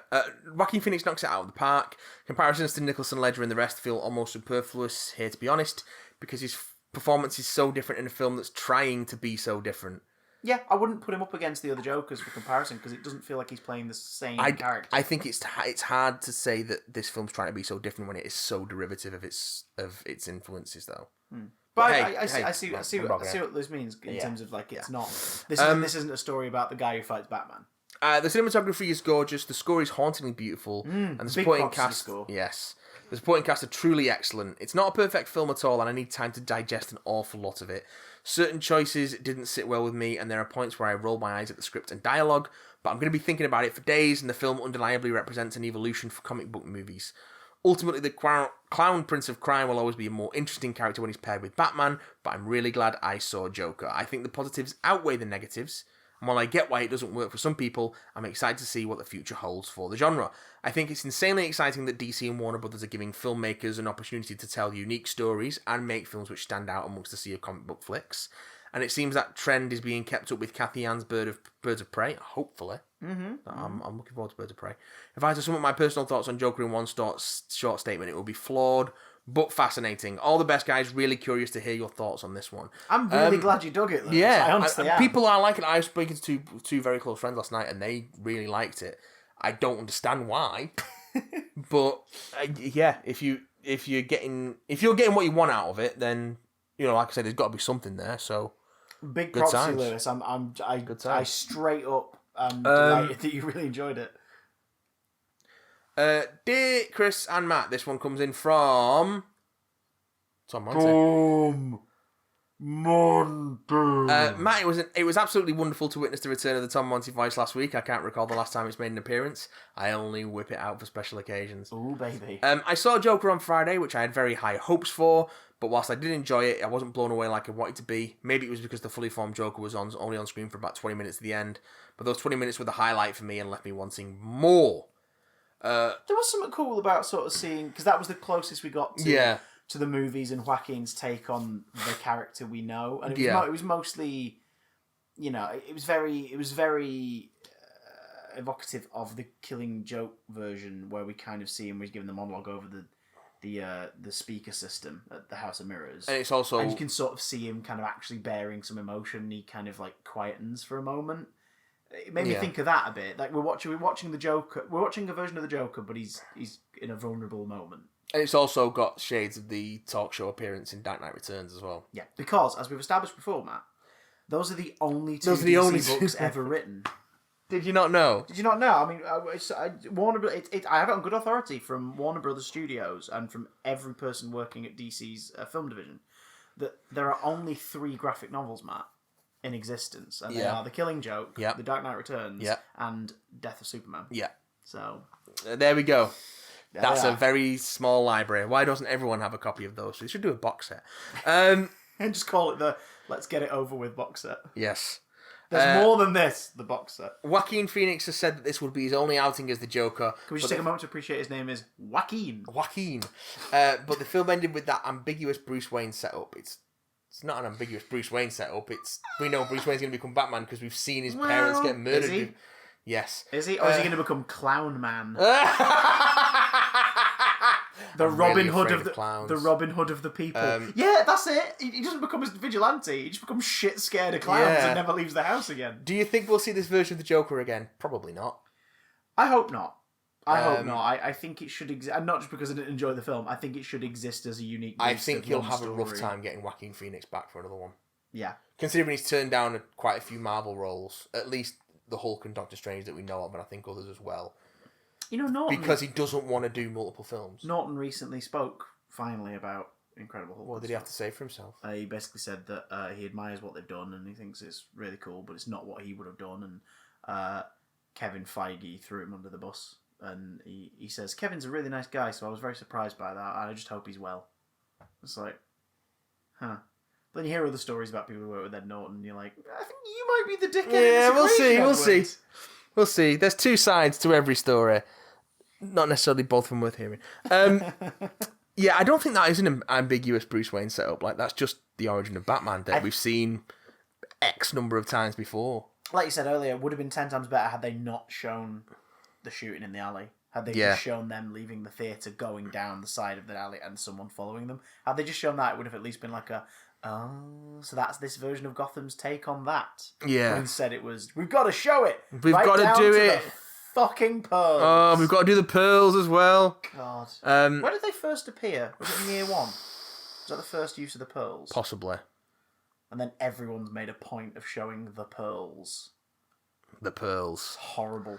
I hate it. Do you remember the Batman v Superman version where he puts the gun like underneath the pearls? Yeah. So that when he pulls the trigger and hammer shoots comes her, back, it pulls. presumably in the neck, it snaps the pearls. They do the same thing in this. He gets caught. In this it felt laboured. Yeah. He sort of was like, "Give me them I'm pearls, gonna get those pearls." Even though he's not taking the pearls, he's just shooting Thomas Wayne. Oh God! Kill the rich, Chris. Also, anybody who ever had a problem with Jack Napier killing the Waynes in Batman 1989, if they don't have a problem with Joe Chill being a clown protester in this, then they need to jog on. Because it's the exact same thing. In this movie, the Joker creates Batman. Yes. Themes. You wouldn't need a guy with glasses, would you? Have either of you watched HBO's The Sopranos? I recently started it because it's supposedly the greatest TV show of all time, but so far I can't see it surpassing Breaking Bad in my books as worthy of that title. I think it probably was in its time. I've not seen it. It probably was in its time. Seasons, but I was a bit too young to really appreciate it, but I dug it. I'd say stick with it. You probably still will find Breaking Bad is better by the end of it, just because of the sensibilities and how television's made like a few years later. The same reason why when you revisit anything from your younger years, you might go, oh, this isn't as sharp as I remember. It's just because things have changed. Same reason why whenever you go back to play a PS1 game, you find the reaction times are really clunky. They're not. You're just used to more responsive reaction times. Yeah, well, some of them were. So, Monster Racer, anyone? Oh, God. I'm glad I never played that. I'm glad I just watched you guys suffer through that. It was bad, horrible. Man. It's awful. I just played with myself during that stream, if I remember correctly. Hey. Well, I played with some wood. I was puppeteering it. Yay! But clips on Twitch. But I think it's worth sticking. Watch it, honestly. Yeah. Tony Soprano, James Gandolfini is a phenomenal character performance. It's one of those greatest TV show of all time. Is such a subjective. Everyone said that at Game of Thrones. Yeah, and then nope, the past tense. Yeah. So watch it. I hear it's good. Greatest of all time. I don't know. Maybe. Mayhaps. Speaking of Breaking Bad, are either of you going to be watching El Camino this Friday? Are you skeptical of whether it will live up to the show? I am, but I have faith in Vince Gilligan to deliver. I cannot wait to see Jesse Pinkman in action once again. Yours, Tom Monte. I'm intrigued by El Camino.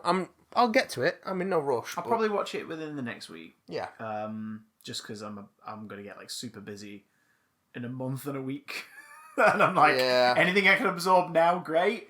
Some stuff I will save for when I'm in Pantoland to binge on. Like Swamp Thing is now on Amazon Prime. Yeah, I noticed that. And I'm kind of like...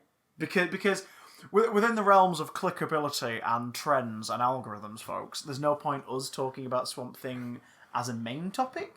But we can talk about it.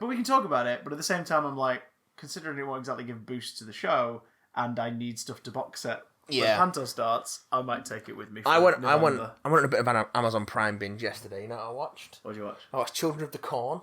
Oh, why? Because it's on Amazon Prime. What? Oh, right. Okay. And Linda Hamilton's in it. Oh, lovely Linda I watched Children of the Corn 2. Yeah. Because it's on Amazon Prime. Oh, God.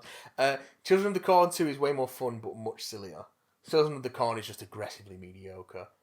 Mediocre. And then I watched Inseminoid. Which is what the hell is Inseminoid? It's one of the aliens imitators that I've been looking up recently for an upcoming video. Yeah. But spoilers. The full, and I'd seen bits of it, but the full thing went up on Amazon Prime this week, so I'm like, you know what? I'm gonna give that a go. I'm gonna Inseminoid myself. Fucking awful, man. It's really bad. I imagine so. But if you like boobs and blood, you got you some boobs and blood. Bloods. And if you do like boobs and blood, come back next week for more Big Damn Cast. You know the drill. Yeah, thanks for listening. As always, at Big Damn Cast on Twitter, bigdamcontact@gmail.com if you want to get in touch. Twitch.tv/BigDamnStream. Yes. For regular video game programming, including adventures in backlogging. Wednesday, weekly Warframe. Weekly Wednesday Warframe. Weekly Wednesday Warframe. Which I've been doing on my own channel. The Triple W. WWW. I'm going to move over to the Big Damn channel and see how it goes this week. I'll be dipping in and out of Walking Dead territory, either through hosting or direct streaming. So there's plenty to watch. And as we said at the start, if you want to help out the show in any way, for as little as $1 a month, and you can cancel any time you like, you can go to patreon.com/BigDamnCast. Help us out, get access to exclusive material. You pay a little bit more, you can get videos way before anyone else, get hold of stuff way before anybody else, influence what we pick for future content, for specials, commentaries. And also join the Big Damn Cast Discord, which is only accessible if you become a patron. We recommend it because we're on there and we chat shit. Yay! So join us, you little buggers. And also join us next week. But when we'll talk about something else. Yeah, not sure what yet. Me neither. Something happy. Send in the cloud. Oh Christ. I'm going now. Bye.